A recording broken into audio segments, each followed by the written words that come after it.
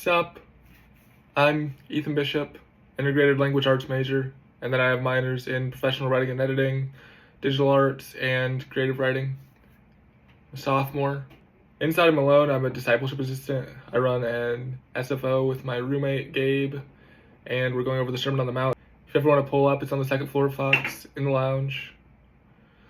Outside of Malone, I play a lot of Ultimate Frisbee. This is actually some merchandise from the Carolina team. I drove down to watch a game this summer. I play like 3 or 4 times a week, hoping to go semi-pro. I also work a lot. I work in an assisted living, dietary. Really highly rated, 5 stars in fact, in the dietary department, which is nice.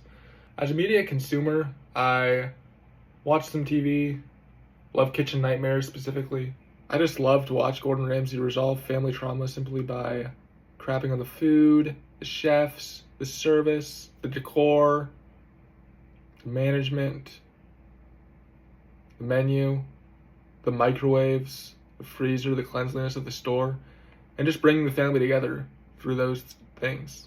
It's great to watch, family bonding. I also play some amount of video games during school at least.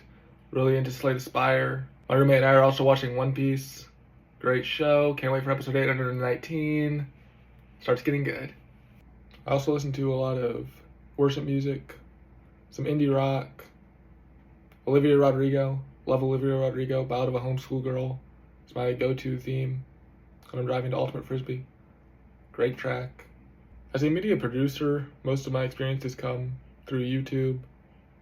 Used to run a trick shot channel with my friend. I'll show up a clip here of me draining like a 50-yard frisbee shot. Pretty nice.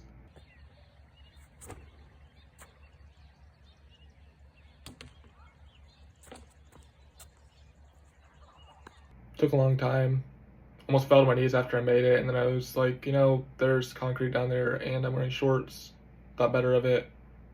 Just praised the Lord. I also have done freelance video editing and Photoshop work.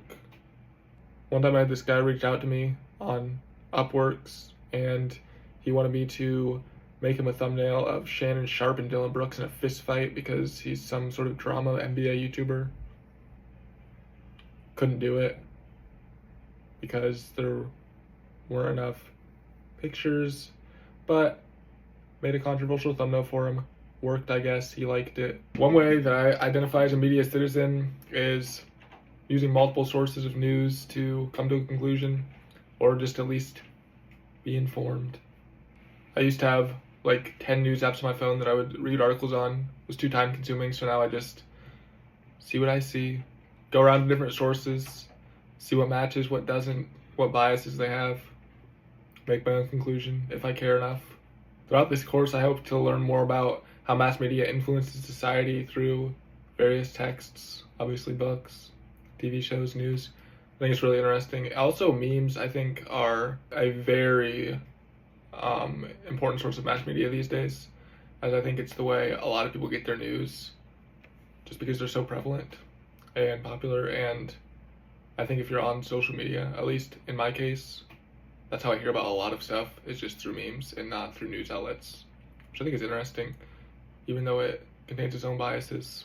I chose a song called Be the Villain by CrazyJustice. And what I think that this song embodies is that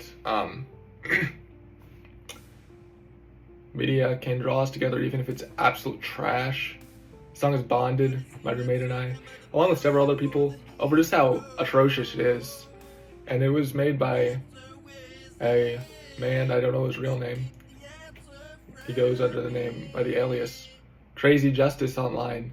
And this song, if you can call it that, is just him saying that he will be the villain. The first lyric of the song, CrazyJustice sings, "What is the answer? Am I the villain or the hero?" And he answers this question with, "The answer is so clear, so clear. I'm the villain, I'm the villain. I'm the villain in your nightmares. I see that you have already made up your minds. I'll be the villain that you all believe I am. I'll be the villain." And he's just referencing the fact that society sometimes just stereotypes you. He's the villain, obviously. And he is the villain for villainizing us with this terrible song and just making everyone in Canton want to blow out their eardrums every time that they hear me blasting with my windows down on Cleveland Avenue. This song is so offbeat that even though I've listened to it hundreds of times, I don't know when he's gonna start singing again. There are random sounds that sound like gunshots at completely random times during the song, and I don't know why they're there. I feel like those sounds probably would send some people into therapy for PTSD with how loud they are and how realistic they are for whatever reason, because he just wants to be the villain. And I guess sending people to therapy is something a villain would do.